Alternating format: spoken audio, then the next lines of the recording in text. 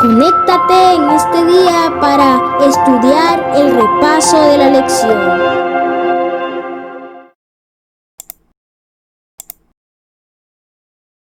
Buen día para todos. Que el Dios Todopoderoso les colme de grandes bendiciones. La lección de esta semana se llama Educación y Redención. Antes de empezar, lo haremos teniendo una palabra de oración. Oremos. Padre Santo y poderoso Dios, gracias, oh Señor, por esta mañana. Gracias, oh Señor, por este santo sábado. Ayúdanos, oh Señor, a dejarnos redimir por ti, oh Señor, y que la sangre expiatoria de Cristo Jesús derramada en la cruz del Calvario nos cubra, oh Señor, y nos perdone y nos limpie todos nuestros pecados. En el nombre de Jesús. Amén y amén. Como les decía hace un momento, la lección de esta semana se llama Educación y Redención.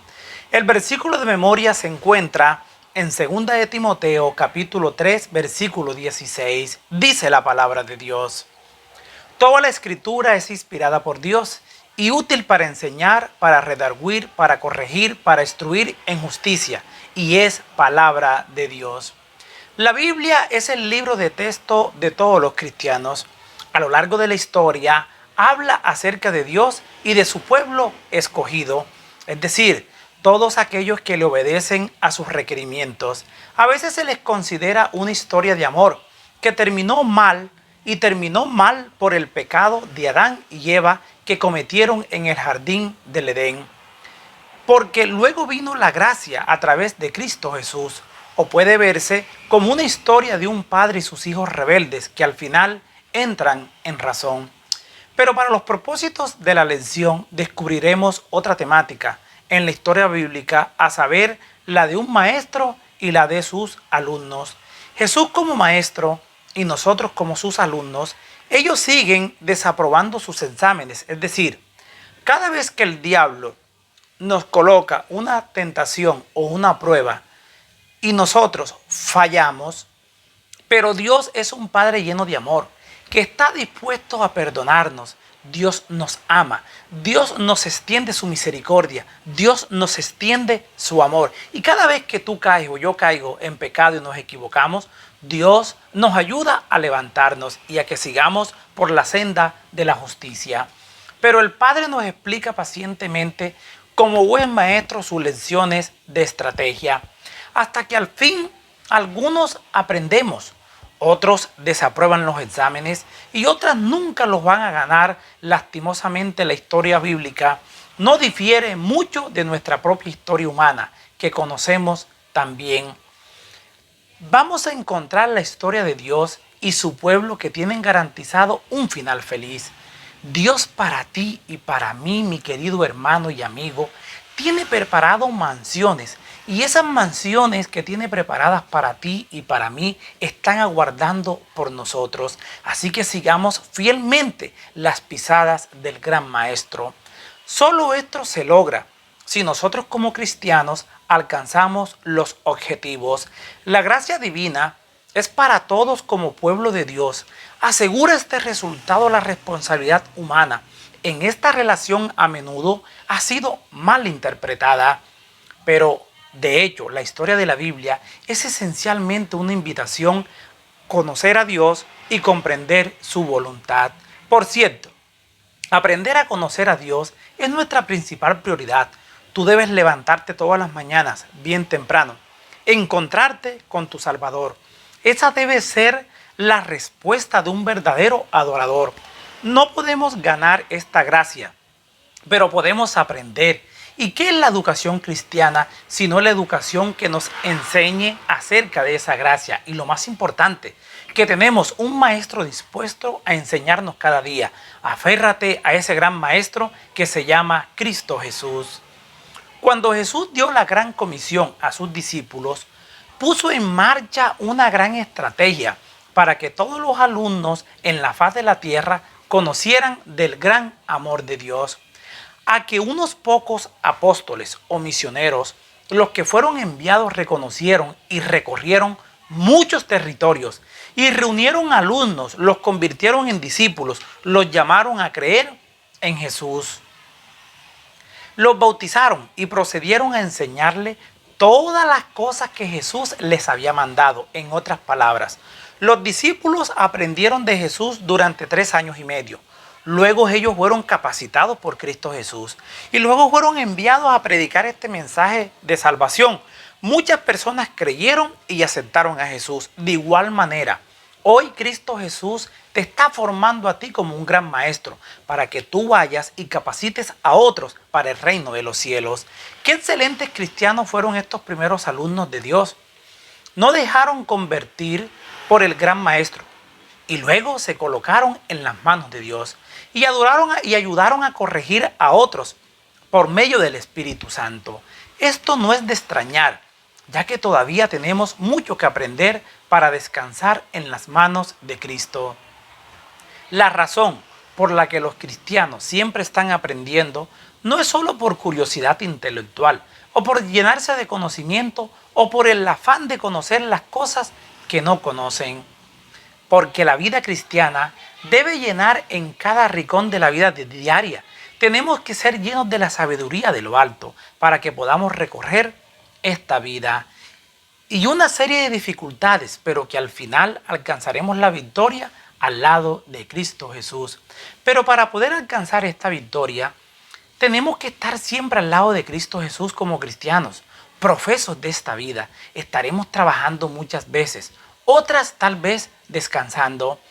Existen trabajos sociales, relaciones comunitarias, trabajo en la iglesia, nuestra economía, relaciones con las autoridades, asesoramiento, sistema familiar, relaciones matrimoniales y crianza de nuestros hijos, comida y su preparación, vestimenta, incluso tenemos que envejecer y prepararse para el resto de la vida, tanto la vida personal como la vida en este mundo.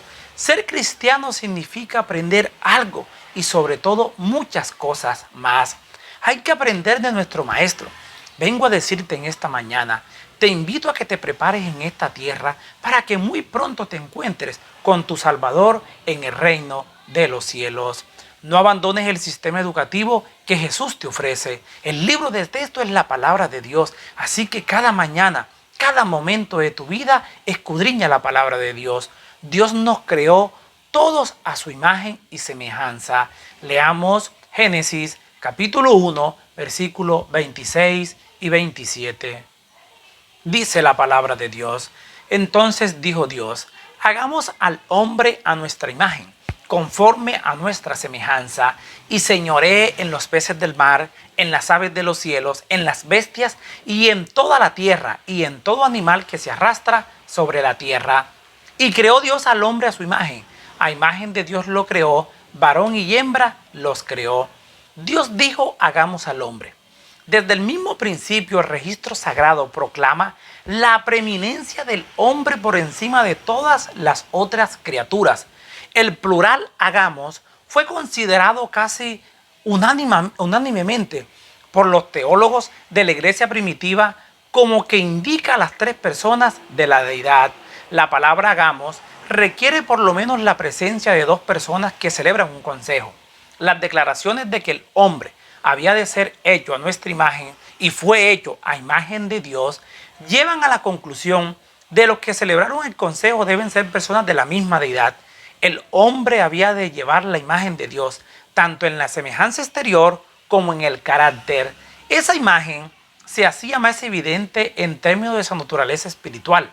Esa naturaleza reflejaba la santidad divina de su hacedor hasta que el pecado destruyó la semejanza divina. Solo mediante Cristo, el resplandor de la gloria de Dios y la imagen misma de su sustancia, se transforma nuestra naturaleza otra vez a la imagen de Dios.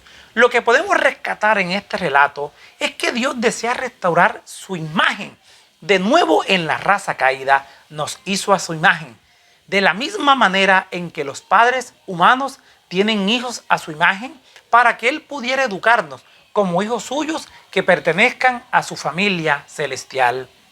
El Señor se puede comunicar con nosotros y a través de esa relación continua diaria con Él nos puede restaurar de nuevo a su imagen y formar una relación duradera con nosotros. La imagen de Dios es una imagen mental que permite que 2 seres uno divino y otro humano, tengan una unión de ideas. Es que precisamente lo que sucede en la educación, primero en el hogar, entre padres e hijos, y luego en la escuela, cuando los maestros se hacen cargo de la obra educativa, es tan claro que Dios planificó este consejo de educación que conocemos hoy. También, cuando Él nos distingue de muchas otras formas de vida, nos hizo a su imagen. Lo hizo para poder enseñarnos y para que podamos aprender de Él hasta que su imagen, es decir, su propia mente, se refleje en la nuestra. Busquemos a Dios cada día para que esa imagen perfecta de Dios se vea reflejada en cada uno de nosotros. En la tierra hay muchos maestros, pero hay un solo gran maestro que se llama Cristo Jesús. La Biblia utiliza muchos términos para describir a Jesús. En algunas partes lo encontramos como el Hijo de Dios, en otros lo encontramos como el Hijo del Hombre. En el otro lo encontramos como el Salvador, en otros lados lo encontramos como el Mesías, en otros lados lo encontramos como el Redentor. También lo encontramos como el Señor, el Cordero de Dios.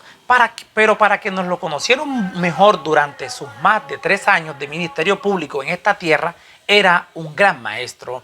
Lo llamaban Rabí. Ambos significan lo mismo a saber maestro. Por lo tanto, la profesión de docente y la obra de enseñanza debieron haber sido una forma exclusiva y adecuada para que Jesús llevara a cabo su ministerio público. Entonces lo que Jesús vino a hacer a esta tierra es a rescatar a sus alumnos descarriados. Esa era su principal obra de enseñanza. Leamos en Isaías capítulo 11, versículo 1 al 3. La obra educativa de Jesús, ¿cómo la realizó? Saldrá una vara del tronco de Isaí y un vástago retoñará de sus raíces, y reposará sobre él el espíritu de Jehová, espíritu de sabiduría y de inteligencia, espíritu de consejo y de poder, espíritu de conocimiento y de temor de Jehová. Y le hará entender diligente en el temor de Jehová. No juzgará según la vista de sus ojos, ni arguirá por lo que oigan sus oídos. Con lo primero que contaba este educador era con el espíritu de Jehová. Tenía sabiduría e inteligencia. La más excelsa sabiduría solo puede proceder de Dios. Nadie puede enseñarle sabiduría a Dios, porque Él es omnisapiente. Todo lo sabe, todo lo comprende, en todo lo que hace y en todo lo que dice. Tome en consideración todas las cosas, ya sean pasadas, presentes o futuras. Acerca del conocimiento, cuando enseñó a los hombres el temor de Jehová, a la vez que la necedad de los caminos de impiedad y la sabiduría de la justicia, Jesús presentó evidencias innegables de que era el Mesías. Isaías capítulo 11 es una de las profecías mesiánicas más sorprendentes de toda la Biblia. Isaías 11 habla del Mesías venidero, es decir, de Cristo Jesús como gran educador de los hombres, alguien que traía conocimiento, a alguien que traía consejo, a alguien que traía sabiduría y a alguien que traía entendimiento para toda la raza humana. Todo este pasaje son promesas de Dios. La tierra, toda la tierra sería llena de conocimiento de Dios. También encontramos que muchos maestros se vieron admirados por la sabiduría de Jesús. Dentro de ellos se encuentra Nicodemo, que se dirigió a Jesús como un rabino y además identificó que todas las enseñanzas de Jesús provenían de Dios. Nadie podía desvincular a Jesús de la relación que tenía diariamente con Dios, porque todo lo que salía de él era solamente sabiduría y amor hacia los alumnos.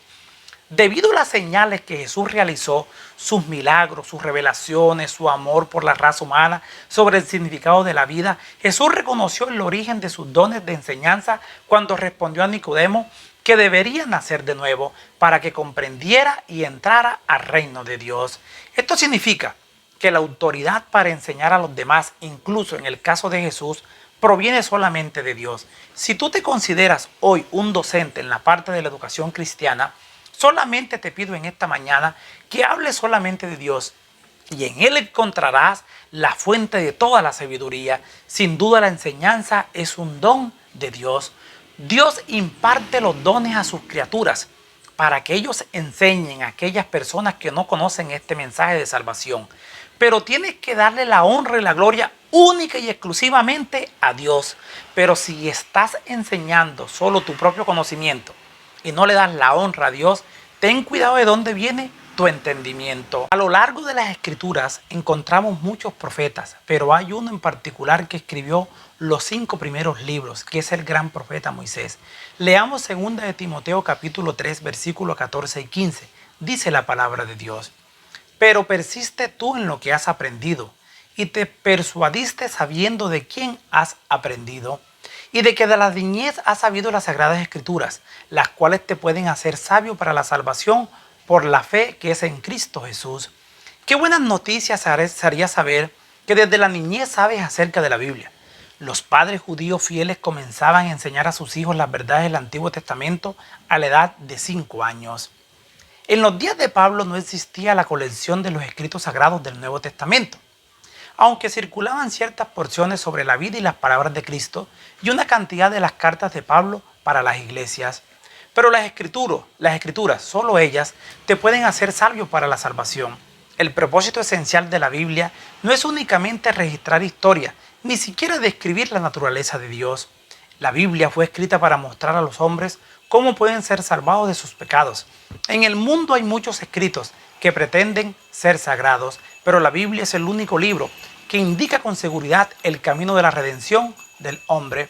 Las grandes religiones del mundo, como el islamismo, el budismo y el hinduismo, tienen sagradas escrituras, pero no pueden hacer a nadie sabio para la salvación. Solo la Biblia revela cómo los hombres pueden romper las ataduras de los hábitos pecaminosos y encontrar el perdón de Dios. Por eso el primer deber del hombre debe ser entender la Biblia por sí mismo. Pero se necesita tener fe. Aunque un hombre pudiera aprender de memoria las Escrituras y dominara todas sus doctrinas, este no le aseguraría la salvación.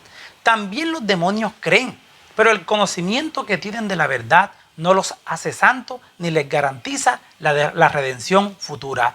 La palabra de Dios es un material didáctico que nos enseña a vivir en forma exitosa y segura en una relación de pacto con Dios que Él tuvo en mente al crearnos. Pero aunque Dios dejó este material didáctico para nuestra enseñanza, para que lo conociéramos a Él y para que llegáramos al conocimiento de la verdad, vamos a encontrar que todos siguieron el mismo ejemplo. Algunos profetas informaron cuánto éxito tuvo el pueblo de Dios y cuándo dominó este material didáctico y lo puso en práctica y lo que debería haber aprendido sobre este material didáctico. La parte restante del Antiguo Testamento, que son los profetas y los salmos, está llena de ejemplos de maestros y alumnos exitosos y no tan exitosos.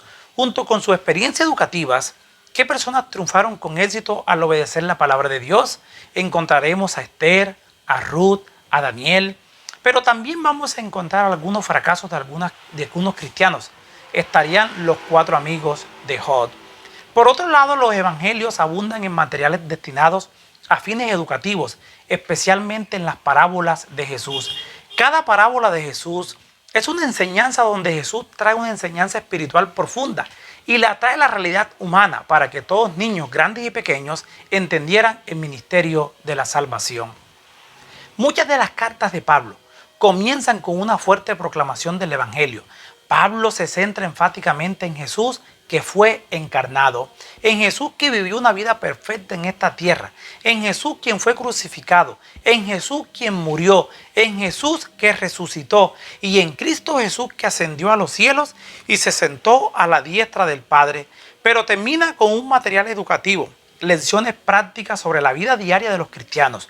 ¿Cómo debemos vivir la educación cristiana? El libro de Apocalipsis está lleno de material educativo. Por ejemplo, toda la información del desarrollo del futuro de la Iglesia de Cristo, para que estemos preparados cuando Cristo aparezca en las nubes de los cielos, para que estemos prestos y predicando este mensaje de los 3 ángeles. Jesús es el gran maestro.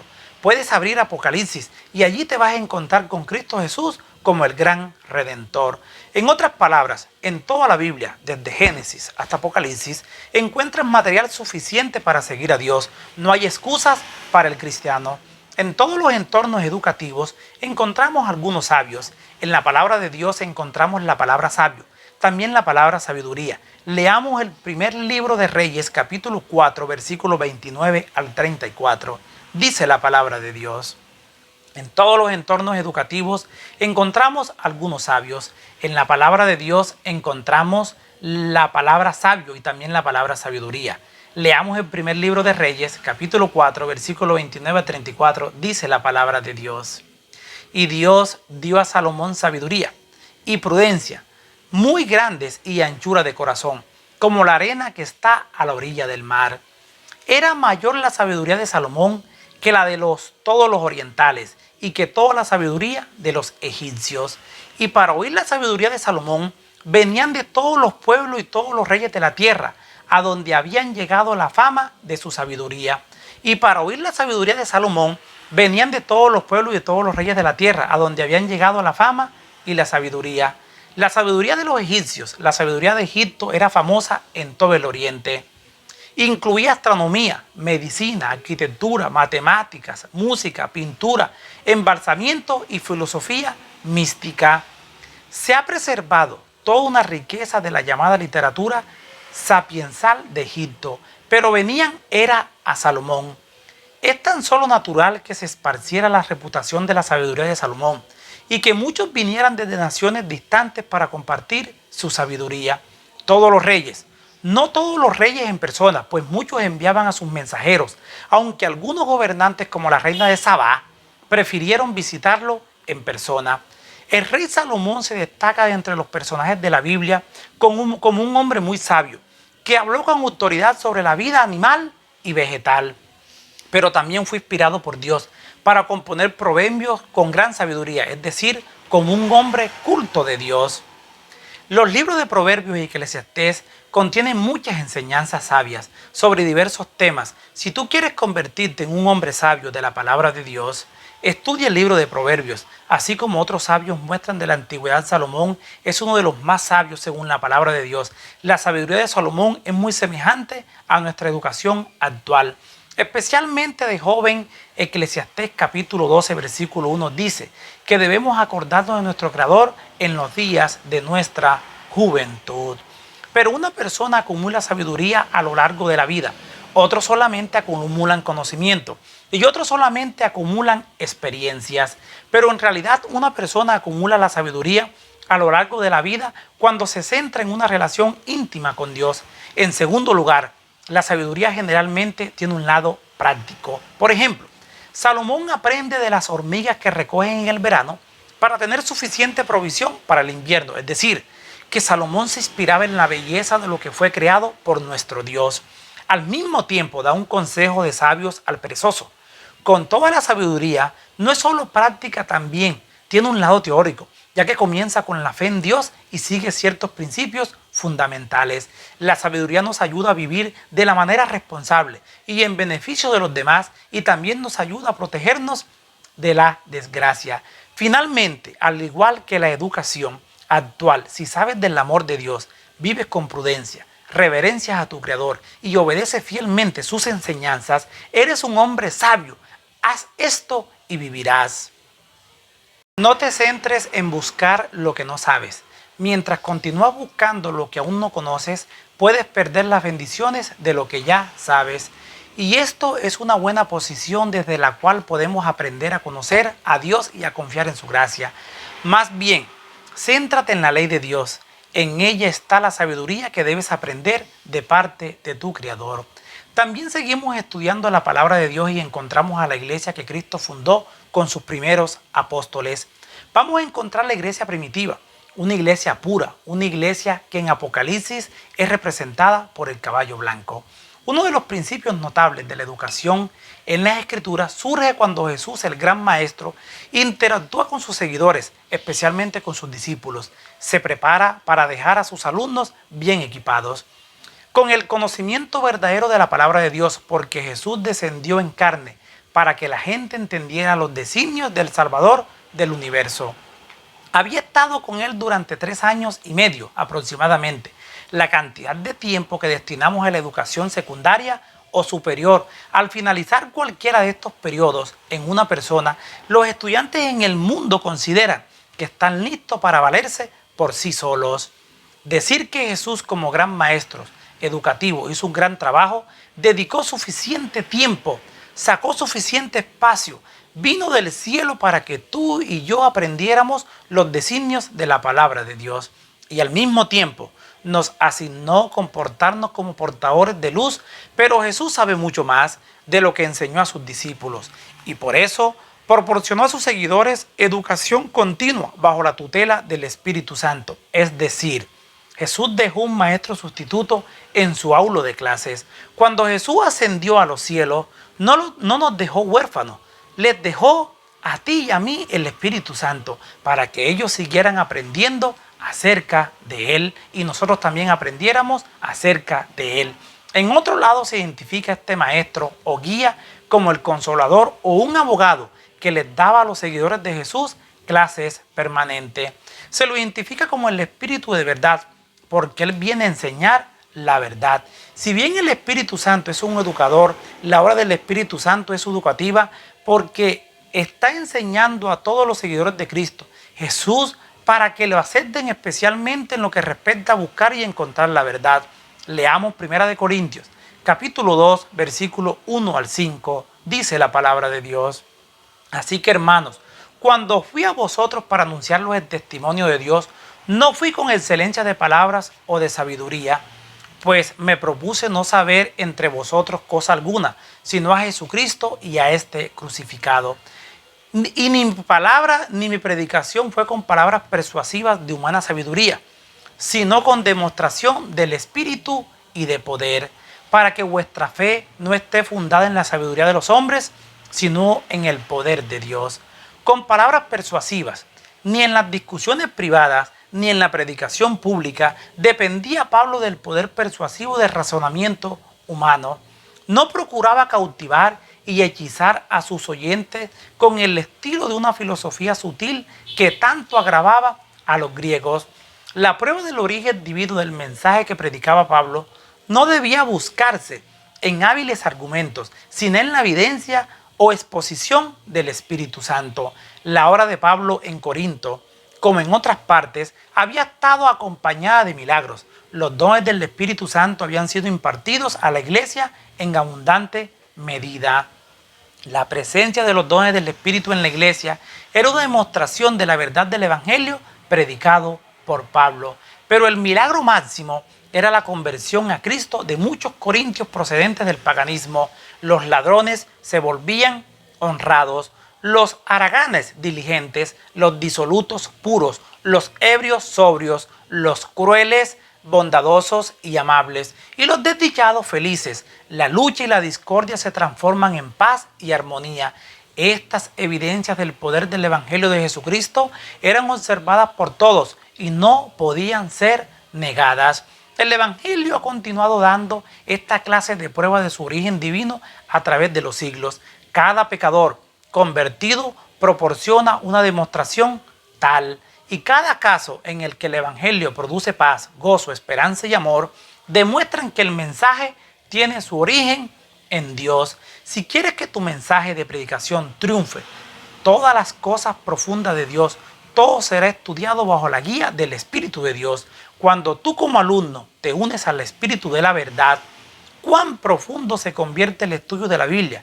Cuando ese aprendizaje se basa o está fundamentado en el estudio de la palabra a través de la inspiración del Espíritu Santo. Cuando tú hablas a la gente de Dios por medio del Espíritu Santo, nadie puede discutir este mensaje. Nosotros tenemos la mente de Cristo si realmente somos guiados por Él.